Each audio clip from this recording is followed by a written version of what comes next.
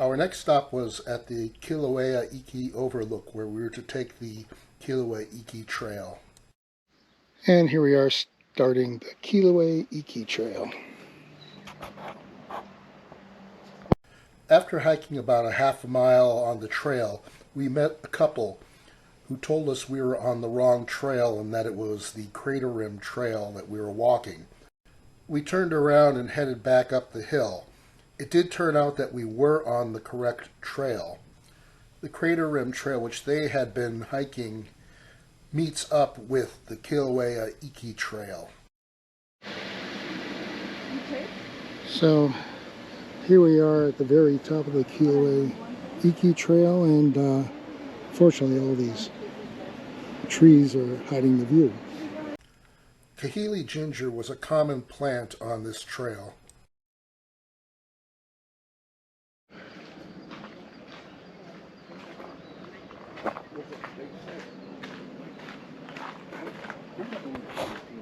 Here we're beginning to see the Kīlauea Iki crater through the trees.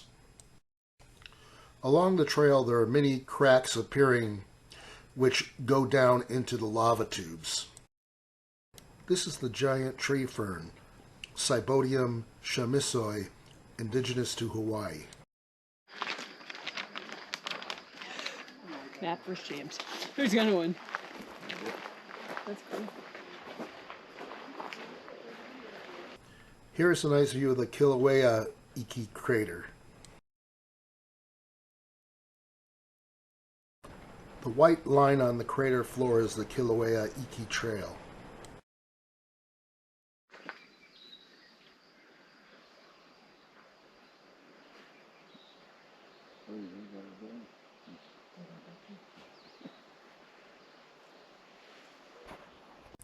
Here are some good views of the Kīlauea Iki Trail.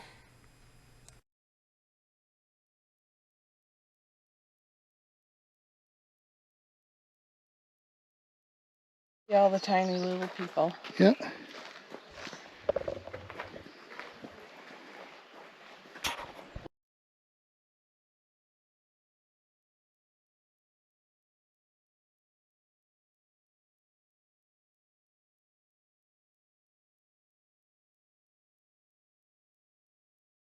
We next hiked Nāhuku, or the Thurston Lava Tube Trail. This is a 0.4 mile trail with an elevation gain of 62 feet. Near their source, large rivers of lava flow in natural channels of their own creation. When the eruption stops, lava often drains from the tube and leaves the vacated conduit beneath the surface. We decided to do the lava tubes first.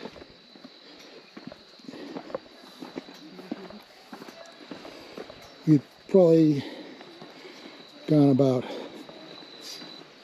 a little over a half a mile of the Kīlauea Iki Trail.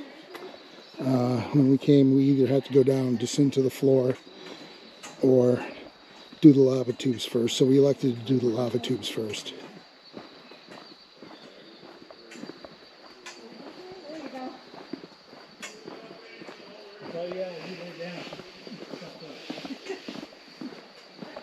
Lava tubes.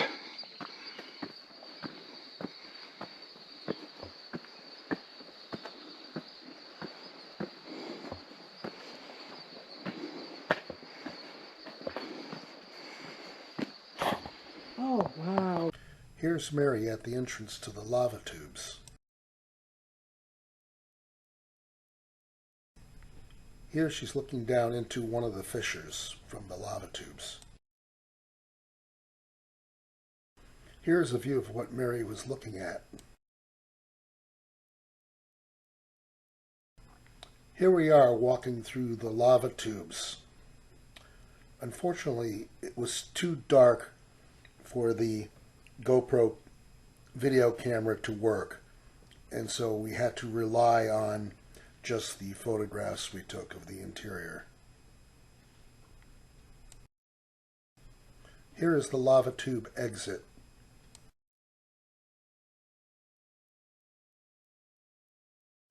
This was a side lava tube which was too dangerous to enter.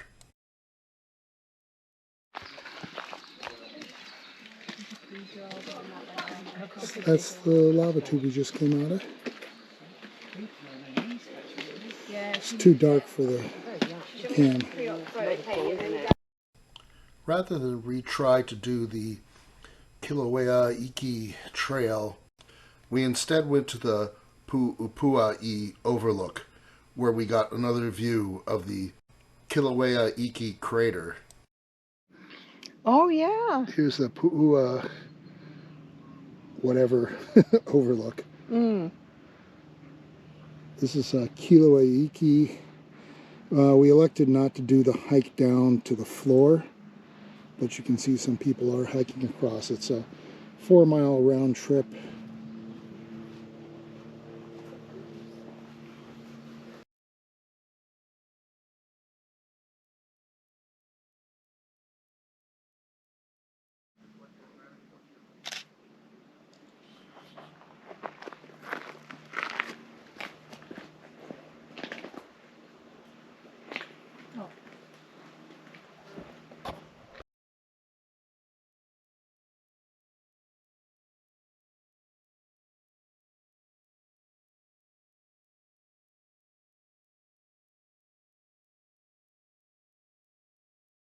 We started hiking the Devastation trail from the Puʻupuaʻi Overlook. On November 14th, 1959, the 37-day Kīlauea eruption started. The immense hill Puʻupuaʻi was formed by the highest recorded lava fountain eruption in Kilauea's history. It was built layer upon layer by the volcanic fallout of each of Kīlauea's 16 lava fountaining episodes. On December 17, 1959, during the 15th episode, lava shot 1,900 feet into the sky, higher than the Empire State Building. Devastation Trail is a 1-mile round trip trail with an elevation gain of 50 feet. Now hiking on the Devastation Trail. Yes, this is where the 1959 super huge volcanic eruption happened, where the lava was higher than the Empire State Building, the lava plumes, which is pretty amazing to imagine.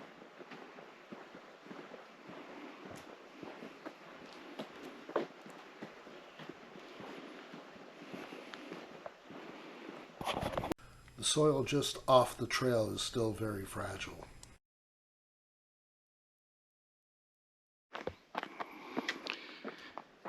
This is more of the Devastation Trail.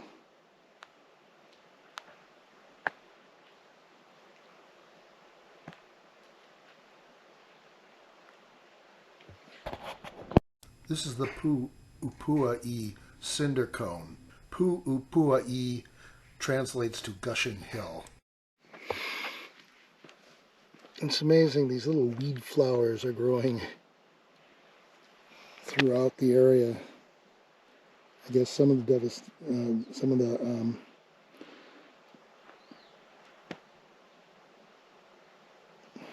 flora is just beginning to come back. I was trying to think of the correct word. Vegetation. Yeah. It's only just coming back. Well, that reminds me of a rock crust. Yeah. This is Persicaria capitata, or pink knotweed.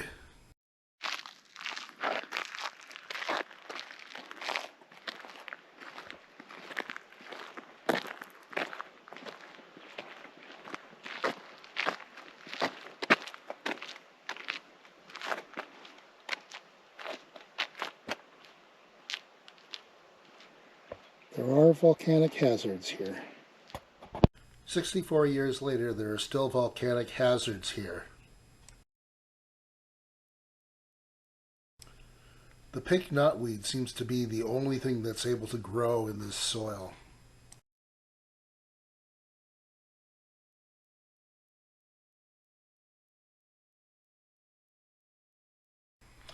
Well, maybe some hardy orchids can grow too. We made a quick stop at the Devastation Trail parking lot. This is reputed to be Nēnē territory. The Nēnē is the state bird of Hawaii. And sure enough, we saw a pair of Nēnē in the parking lot. It's a large-sized goose, and they spend most of their time on the ground.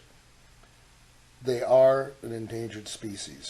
We then made our way down the Chain of Craters Road, making our first stop, Luamanu Crater. So this over here is Luamanu Crater.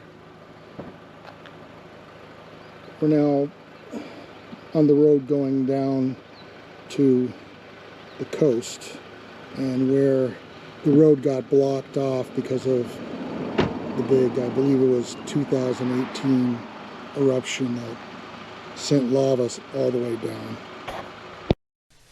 Luamanu Crater is the first crater encountered after turning off Crater Rim Drive. It's about 300 feet across and 100 feet deep. The next stop was Puhimau Crater. Off the path that I Oh, not anymore. There's a bunch of witnesses now. Oh, okay. I believe this is Nui Pau Crater, or is it Pauinu'u Crater? One or the other, anyway. It's pretty spectacular and deep. Puhimau Crater is a 400-foot wide, 650-foot long, 500-foot deep oval-shaped crater. It is a pit crater formed when the magma underground suddenly rains, causing the ground above to collapse.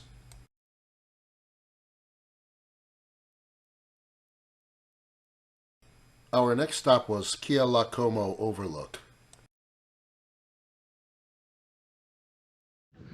Now this is a Kealakomo Overlook. I'm sure there was some huge eruption here. You can see all the lava. And lava as far as you can see.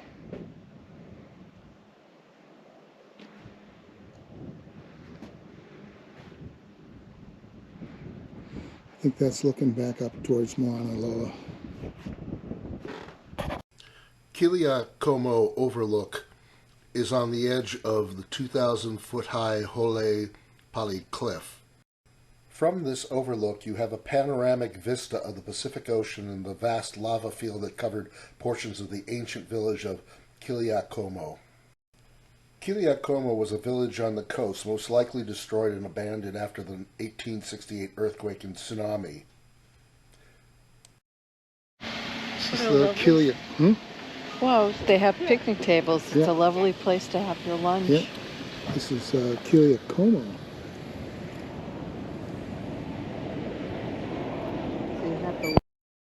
The remains of the village were buried by the Moana Ulu flows of 1969 to 1974. These flows created approximately 210 acres of new land. And this is at the picnicking spot of the Kealakomo Overlook. You can tell over there where the lava probably recently flowed down to the ocean. You can tell that there's definitely a difference in the age. It looks much darker.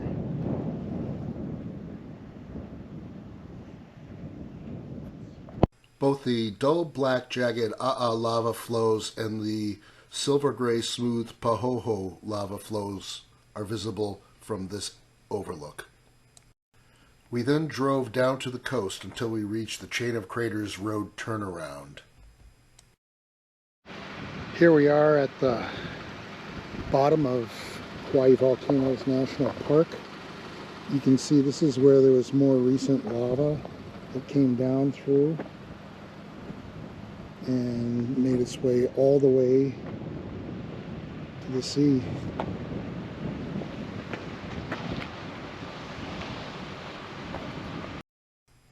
Much of the seacoast here is covered with lava from the eruption of Puʻupuaʻi a volcanic cone on the eastern rift zone of Kīlauea volcano.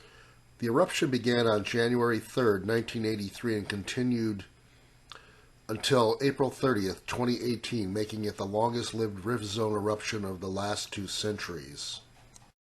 The coastal highway has been closed since 1987 as parts of the road have been buried under lava up to 115 feet thick.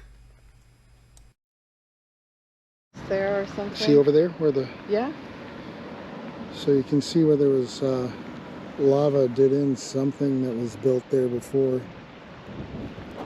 This is the end of the road. It's blocked off because of the lava flows that happened in I forget what, in 1978 or something. It destroyed the roads, Yeah, right? and destroyed the roads. Maybe it was later. Maybe it was in the 2000s. The eruption claimed at least 189 buildings as well as 8.7 miles of highway. Lava was flowing. It's interesting seeing how it flowed through. Looking out towards there. There's the Hōlei sea arch. Here is the Puhimau lava, which can be found at the bottom. This forms when lava flows more slowly.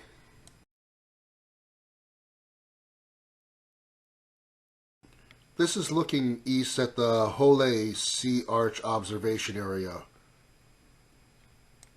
In the distance you can see where the lava flow went over the highway. This is a view looking back up towards Kīlauea.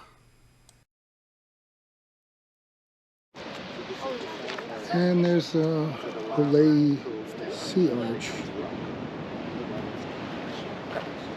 And there's the Pacific Ocean. Here is a close-up of the Hōlei Sea Arch. The rock formation is 90 feet tall.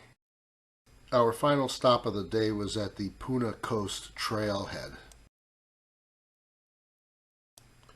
We had hoped to see the Puʻupuaʻi petroglyphs on this trail. However, it was getting late and we didn't think we could make the 1.2-mile out and back trail before dark. And so we returned to our hotel for the evening.